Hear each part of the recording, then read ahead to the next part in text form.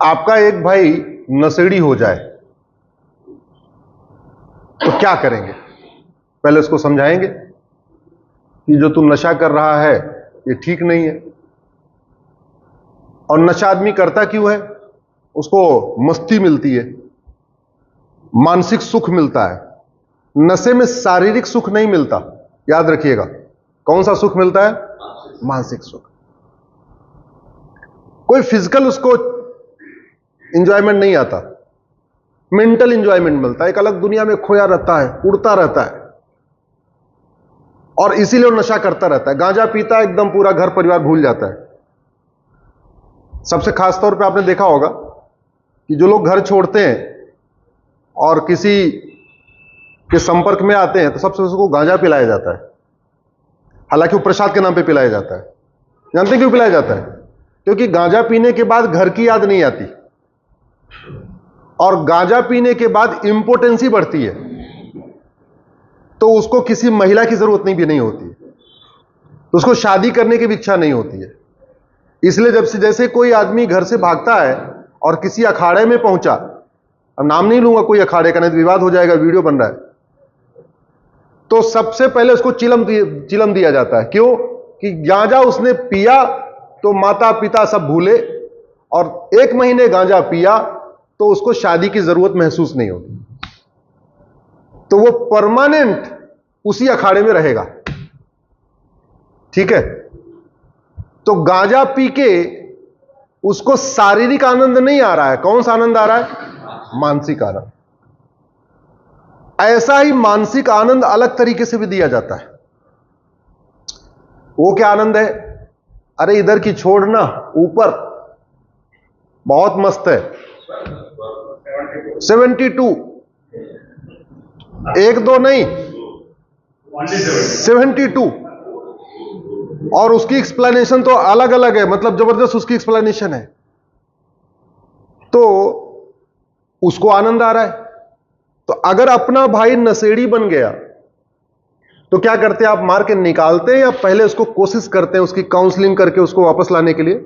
मान लीजिए आपके घर का लड़का आपका गंजेड़ी हो गया, भाई गंजेड़ी हो गया, तो सीधे उसको धक्के मार के बाहर निकालेंगे या उसको थोड़ी लाने की कोशिश करेंगे? लाने की कोशिश। अब ऐसे दूसरा वाला मजा किसी को मिल गया, 72 वाला, तो क्या करना चाहिए? पहले उसको मार के निकाल देना चाहिए या थोड़ा ट्राई करना चाहिए लाने के लिए? ट्राई करना चाहिए, है ना? जैसे नशे के लिए क्या होता है? डी एडिक्शन सेंटर है ना? वैसे उस 72 वाले के लिए कोई डी एडिक्शन सेंटर है नहीं अपने पास। वो भी तो नशा ही तो है। उसको क्या रहा है? मजे दे रहा है, अरे खूब बढ़िया दूध की नदी है, केशर युक्त शराब है, पिलाने के लिए जो शराब आएगी वो भी 72, वो भी सब 18-19 साल। फूलों का गद्दा है, वो क्या है? वो वही तो है जो गांजा पीने के बाद मिलता, वही इधर मिल रहा है। हमने इस पे कभी काम नहीं किया। आज भी गंभीरता के साथ बताइए, इस पे काम हो रहा है क्या? नहीं हो रहा है। अगर जैसे हम अपने घर वाले लड़के को जो गंजेड़ी हो जाता है उसको समझे यार गांजा छोड़ दे, अननेसेसरी है, पूरा तेरा कैरियर खराब हो रहा है, तेरी लाइफ खराब हो रहा है, तू इधर आ, दूध पी, जूस पी, इधर बढ़िया है, सब कुछ मजा है। तो हम ये कह रहे हैं कि 80% गंजेड़ी गांजा नहीं छोड़ेंगे, 20% गंजेड़ी गांजा छोड़ेंगे ना। तो वैसे इधर वाला जिनको मजा मिल रहा है उसमें अगर ट्राई करें तो 20% संभावना तो रहेगी ना वापस। हाँ यार ये फालतू बता रहे, इससे बढ़िया तो अपने वाला अच्छा है। और फिर उसको फायदे बताना, भाई देख तेरे को यहां सब बराबर मिलेगा, कोई पाक नापाक का चक्कर नहीं है, ठीक है? शादी विवाह कर लेगा, तेरा परिवार भी चलेगा, परिवार चलेगा, बहन बेटियों के लिए बहुत इक्वल अपॉर्चुनिटी है, उनको पर्दा नहीं करना पड़ेगा, उनको गरम गरम कपड़ा नहीं पहनना पड़ेगा काला काला, उनके साथ कोई चिट्ठी भेज के तलाक नहीं देगा, कोई उनका हलाला नहीं करेगा, कोई उनके साथ मुताह नहीं करेगा, कोई मिस्यार नहीं करेगा, कोई तहर्रुस नहीं करेगा, कोई तलाके हसन नहीं देगा, कोई तलाके एहसन नहीं देगा, कोई तलाके बाइन नहीं करेगा, कोई तलाके किनाया नहीं करेगा, ये जो 10 शब्द मैंने बोले, इस 10 पे मेरी पीएल अलग अलग चल रही है सुप्रीम कोर्ट में। उसको मैंने बैन करने की मांग किया हुआ है।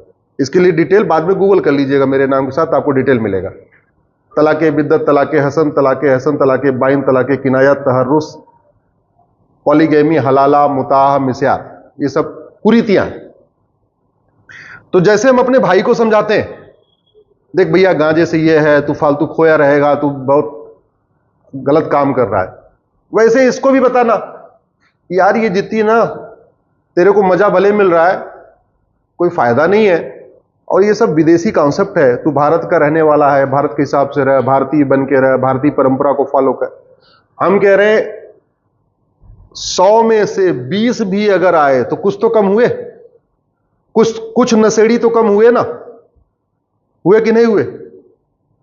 मेरा ये मानना है इस पे हमें गंभीरता के साथ काम करना चाहिए, सरकार को भी काम करना चाहिए। दुर्भाग्य भारत के अंदर हमारी पॉलिसी जैसी हैं, हमारे नियम कानून ऐसे हैं, वो नशे को बढ़ा रहे हैं, और दोनों नशे को बढ़ा रहे हैं। हमारे नियम कानून ऐसे हैं कि स्कूल कॉलेज में ये वाला गांजा भी पहुंच रहा है और वो वाला गांजा भी पहुंच रहा है। आप मुंबई का बताओ कोई ऐसा कॉलेज जहां पे नशा नहीं बिक रहा हो? आप मुंबई का कोई एक कॉलेज बताइए जहां पे अफीम, कोकीन, गांजा नहीं बिक रहा है। दिल्ली की भी यही हालत है, पुणे की भी यही हालत है। तो शुरुआत होती है ड्रग से, उसके बाद फिर पॉर्न के बाद ब्लू फिल्म्स, तो वो पूरी चेन बन गई। इधर वाला गांजा पी के ब्लू फिल्म देख रहा है, पॉर्न देख रहा है, ये देख रहा है, वो देख रहा है, एक अलग दुनिया में खोया हुआ है। उधर वाला दूसरा वाला गांजा पी के वो भी सोच रहा है 72, 73 जो भी है। इलाज क्या है? इलाज केवल समाज के दम पे नहीं हो सकता। धर्म की जय समाज कर सकता है, अधर्म का नाश तो शासन को ही करना पड़ेगा। और अधर्म का नाश किए बिना धर्म की जय नहीं हो सकती, याद रखिएगा।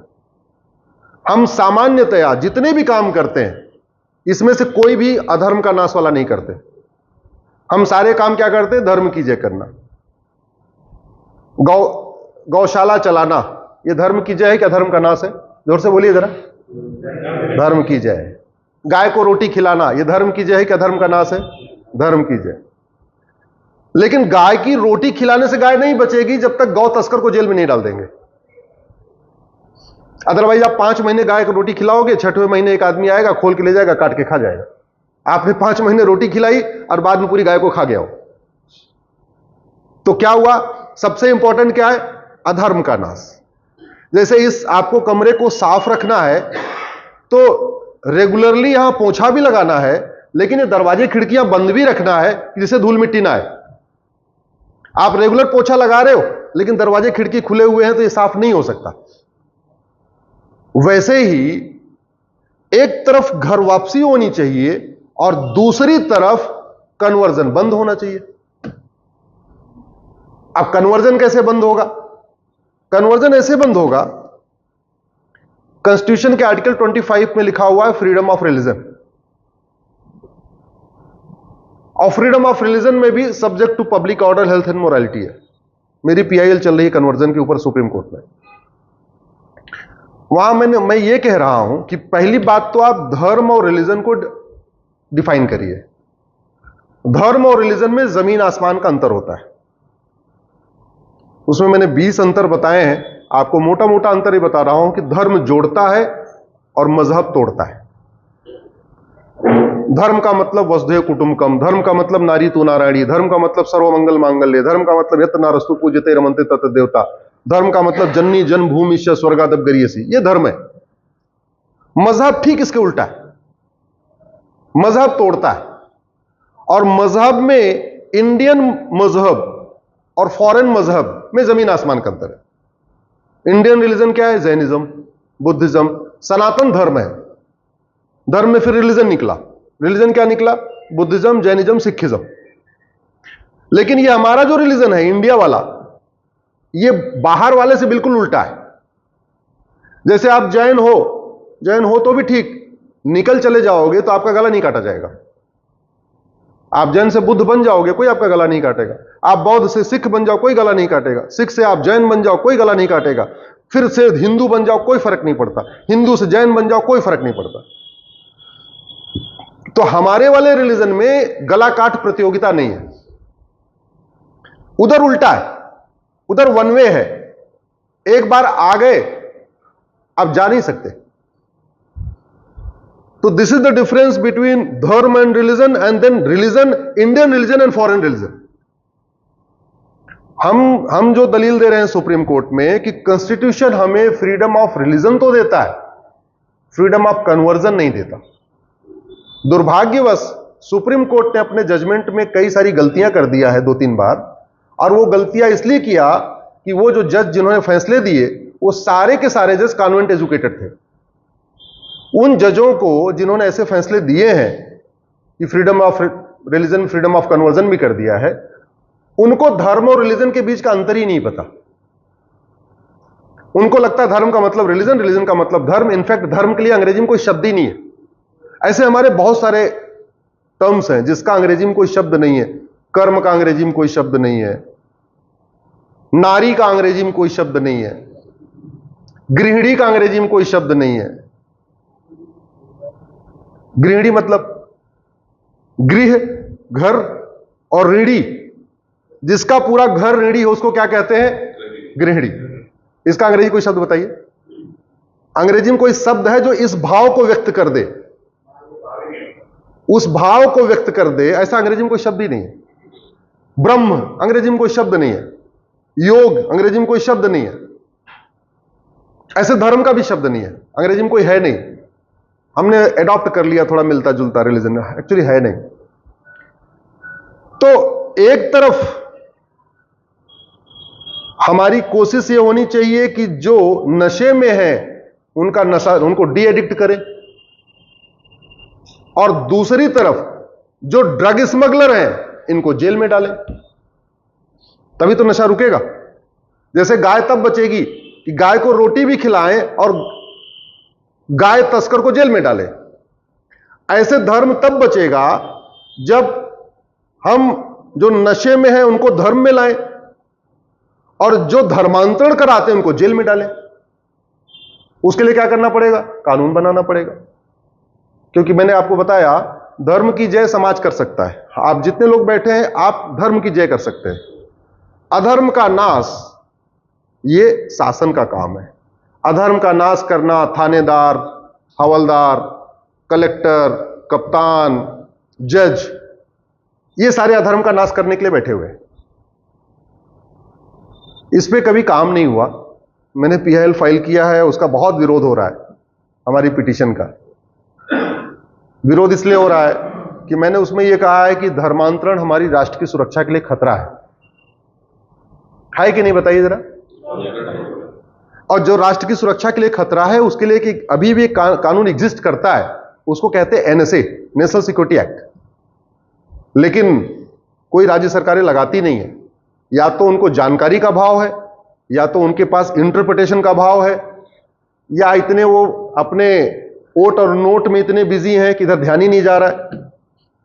भाई जनरली पॉलिटिशियन का काम सुबह से लेकर शाम तक, हो सकता है सपना ना आता हो, अदरवाइज सुबह से लेकर शाम तक vote note vote note vote note. उनको जहां बता दो इधर इस वाली स्कीम से 20% मिलेगा तो वो योजना पास, इधर चलने पे 500 वोट मिलेगी, उधर चले जाएंगे। तो सुबह से शाम तक क्या चलता है? वोट और नोट। तीसरा भी चलता है, मतलब 3 कैटेगरी की जनरली होते हैं, वोट जीवी, नोट जीवी और नाम जीवी। भाई आपके नाम का पत्थर लग जाएगा, बोले चलो उद्घाटन कर देता हूं। तो वोट नोट नाम, ये 3 पे पूरा खेल चल रहा है।